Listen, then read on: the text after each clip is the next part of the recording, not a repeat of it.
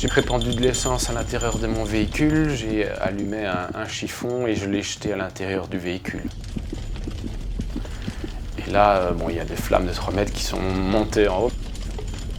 À ce moment-là, j'ai juste plongé sur mon pactage et je me suis mis à courir.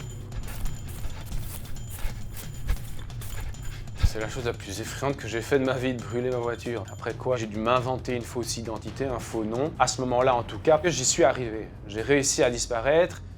Je m'appelle Ralph et j'ai disparu pendant 15 mois.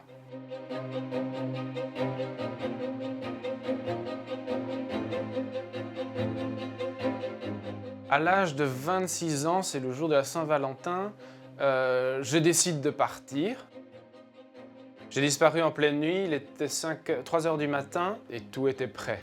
Tout était déjà planifié, je savais exactement ce que j'allais faire dans les moindres détails. Je décide de partir à 3 heures du matin pour disparaître. Voilà, faire tirer une croix sur la vie que je menais, sur la personne que j'étais à ce moment-là. Donc je me lève, je quitte ma chambre, je casse mon ordinateur, j'écris pardon sur le mur de ma chambre et puis je descends en pyjama en bas, je sors dehors et je monte dans ma voiture où j'ai déjà un sac avec du matériel de préparé. Et puis là, je quitte ma rue sans phare pour ne pas éveiller l'attention. Et puis je les allume au bout de 200 mètres. Et je vais rejoindre d'abord une petite forêt pas loin de chez moi dans laquelle j'ai caché un vélo tout neuf qui me permettra ensuite, une fois que je serai arrivé à la frontière luxembourgeoise, de partir vers le nord, vers l'Allemagne, en laissant croire que je passe la frontière avec le Luxembourg. Je suis arrivé dans le petit village en question vers 5 heures du matin, un petit village endormi dans lequel j'avais repéré une forêt bien précise avec un chemin de terre bien précis dans lequel j'allais entrer avec mon véhicule et aller le plus loin possible pour essayer d'être le plus éloigné possible des habitations. Et à partir de là, c'était le terminus. J'ai sorti toutes mes affaires de la voiture, mon vélo, ma jerrycan d'essence, j'ai dévissé mes plaques d'immatriculation en espérant que ça pourrait éventuellement brouiller les pistes, qu'on ne puisse pas facilement identifier la voiture. Et puis, j'ai répandu de l'essence à l'intérieur de mon véhicule, j'ai allumé un chiffon et je l'ai jeté à l'intérieur du véhicule. Et là, il y a des flammes de 3 mètres qui sont montées en haut. À ce moment-là, j'ai juste plongé sur mon pactage et je me suis mis à courir.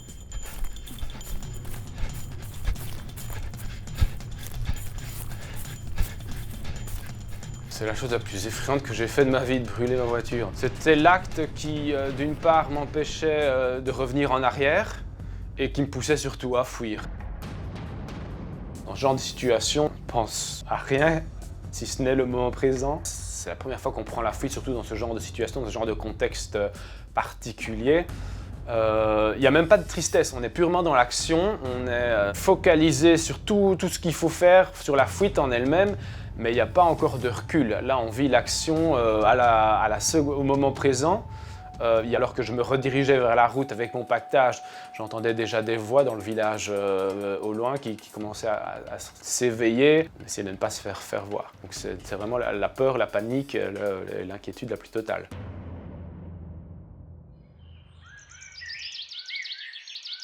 Quand le jour se lève officiellement et que je suis dans ma forêt, il y a d'abord un sentiment de soulagement et de délivrance qui m'envahit parce que j'y suis arrivé. J'ai réussi à disparaître. Et puis là, le lendemain, je brûle mes papiers, je me retrouve sans papier au bord de la route et je ne sais pas ce que je vais faire, si ce n'est que mon objectif est de quitter la Belgique le plus vite possible avant les avis de recherche. Je ne peux plus aller me montrer dans les établissements de manière visible parce que je sais que très vite mon avis de recherche va être lancé. Les gens me voir à la télévision et risqueraient de me démasquer. Donc là, je dois en plus faire profil bas. Mon objectif à ce moment-là, c'était de tourner la page et de ne surtout pas revenir. Les jours qui suivent vont être cauchemardesques parce que très vite, je vais me rendre compte que Voilà, je suis tout seul à présent. J'ai commencé à errer un peu partout dans les petits villages jusqu'à me perdre. Je vivais au jour le jour, je passais mes journées sur mon vélo, dans la forêt, à essayer d'éviter les grands axes, à manger ce que j'avais comme provision dans mon sac et à parler le moins possible aux gens. J'ai essayé de passer la nuit plusieurs fois dehors, dans des chapelles, dans des abribus. J'alternais des nuits dehors pour un peu préserver mes 2000 € ou des nuits dans des petits hôtels ou des auberges. Mais malgré tout, au bout d'un mois, mon budget a fondu. Je me rappelle qu'après 2 mois, il me restait peut-être 500 € en cash. Très vite, j'ai dû improviser des plans de secours, comme aller dormir, aller demander l'hospitalité chez des gens. Mais j'étais pas du tout à l'aise avec ça. Et du coup, c'est mon budget qui m'a obligé finalement à mettre en place cette hospitalité.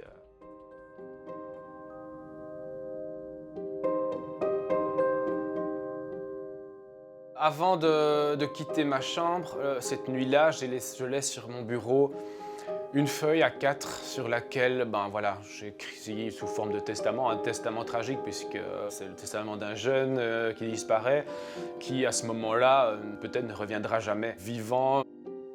Je prépare déjà mes parents à ce que je ne revienne jamais. Voilà, c'est une lettre dans laquelle j'explique les causes de ma disparition. À la base, c'était une impasse sentimentale qui avait débordé sur le professionnel, sur ma vie sociale. Voilà, le coup de foudre pour quelqu'un avec qui une relation était impossible, à laquelle je m'attachais. Il faut savoir qu'avant de disparaître, je portais un masque en société, celui qui va bien ou qui n'a rien à signaler, et personne ne savait vraiment ce que je vivais intérieurement. C'est à Francfort que j'ai décidé de me lancer dans un tour de l'Europe à vélo. Finalement, j'ai eu du temps avec moi-même dans une grande ville qui m'a permis un peu de réfléchir à ce que maintenant j'allais faire. Et c'est ça qui m'a finalement redonné un nouvel élan dans la vie, parce que maintenant, je me lançais dans quelque chose de nouveau. Voilà, c'est là que le voyage a débuté.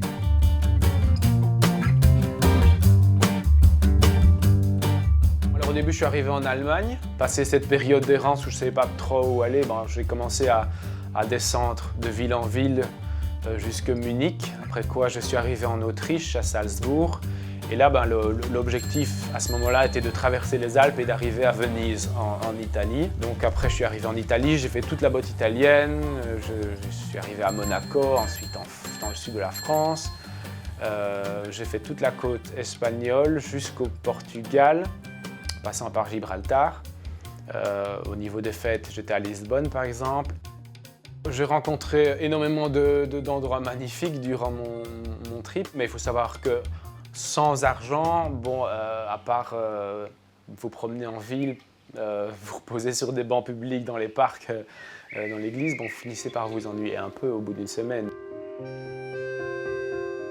Et puis j'ai traversé beaucoup de moments difficiles. Je dors dehors, j'essaye de survivre. Il faut s'imaginer un sans-papier au bord des routes. Que ce soit en Allemagne, en Autriche, dans les montagnes, en Italie ou dans le nord de l'Espagne, sous la pluie, sous la neige. Il y avait des moments difficiles liés au voyage même, à la difficulté de la vie que je menais, mais aussi beaucoup de souffrance d'un point de vue émotionnel. Dès que je repensais un peu à ma famille, aux causes de ma disparition, aux conséquences de mes actes, les remords sont directement apparus et m'ont suivi tout au long du voyage. Pendant ce voyage, j'ai découvert une énorme force qui sommeillait en moi et que j'ignorais. Il faut savoir qu'on n'est pas la même personne dans une vie classique où on a son petit confort que dans un contexte de survie où on doit se battre tous les jours pour des choses basiques comme un lit, un repas, prendre une douche. Donc là, ça a été la première agréable surprise. Et j'en avais besoin. Il faut savoir qu'avant que je disparaisse, j'étais en dépression. Et donc le fait d'avoir d'abord accompli cette disparition, d'avoir réussi à disparaître était en soi une victoire qui a contribué à me redonner de l'estime en moi-même. Et puis le fait ensuite d'arriver à m'en sortir, à me débrouiller aux 4 coins de l'Europe à travers ce tour de l'Europe, n'a fait que me revaloriser intérieurement et me pousser à avancer.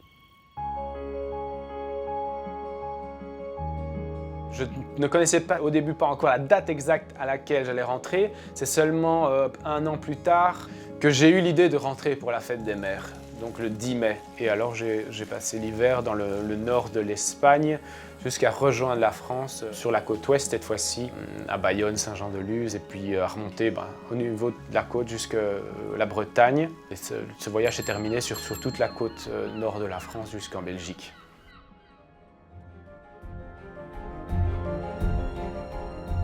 Quand je suis arrivé en Belgique, j'ai dû à nouveau faire profil bas pour ne pas me faire repérer. Donc je me doutais bien que mes parents étaient morts d'inquiétude, qu'ils me recherchaient aussi de leur côté. Mais j'ignorais tout des conséquences de ma disparition dans le concret. Un jour, la curiosité était telle que voilà, je suis entré dans une bibliothèque, j'ai trouvé un ordinateur. Voilà, je n'ai fait que taper mon nom dans un moteur de recherche. Alors j'ai vu bien entendu tous les articles de la presse, des reportages à la télévision, et alors voilà, l'avis de recherche.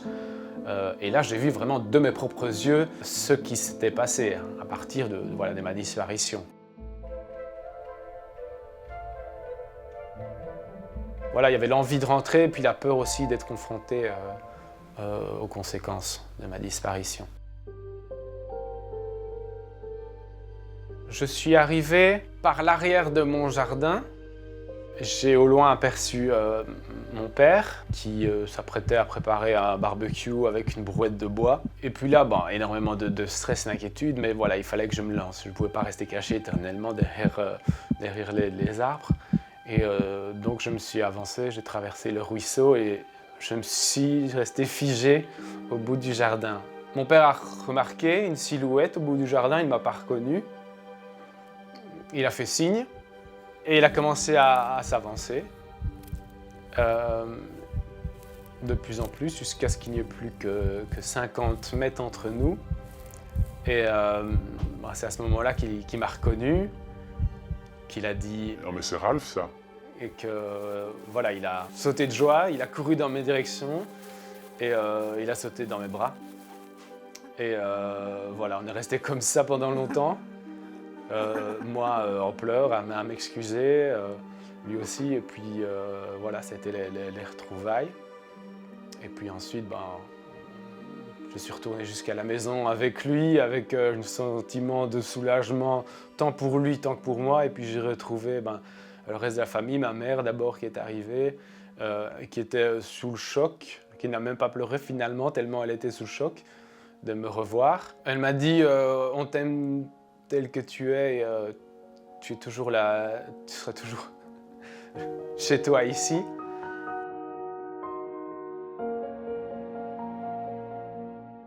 J'avais donné un signe de vie 3 mois plus tôt, 1 an jour pour jour après ma disparition. Juste voilà, courage avec un smiley qui leur avait déjà permis d'être libéré d'un poids, d'une grosse inquiétude, juste de savoir que j'étais en vie. Et puis, au début, ils ont eu indirectement des signes de vie de ma part, notamment à travers mon téléphone que j'ai plusieurs fois allumé par curiosité à nouveau. Mais rien que le fait que mon téléphone émette un signal leur a donné indirectement des signes de vie. Et donc, ça sous-entendait que j'étais toujours en vie, que je faisais quelque chose. Donc, ça a aussi permis aux enquêteurs de stopper l'enquête parce que, voilà, ils se sont dit que cette disparition considérée comme inquiétante ne l'était plus. J'ai 2 frères, puis 2 sœurs, et puis tout le monde était là finalement. Et voilà, il n'y avait plus que de la joie de se retrouver. Et puis voilà, c'était un peu surréaliste de retrouver ma place à table et de parler de mon voyage. J'ai énormément d'anecdotes en 15 mois de voyage. J'ai croisé énormément de monde, ça fait plus de 600 rencontres au total, puisque bon, voilà, c'est de la recherche d'hospitalité quotidienne. Et puis très vite, on retrouve voilà, son quotidien, sa vie. Même si ce voyage m'a fait énormément de bien, il était temps aussi pour moi de tourner la page, de repartir de zéro. Voilà. Donc au bout d'1 mois, j'ai déménagé dans une grande ville. J'ai pris d'abord des cours, puis j'ai trouvé un job, j'ai refait des amis. Et puis voilà, c'est comme ça que petit à petit, j'ai retrouvé une vie voilà, stable.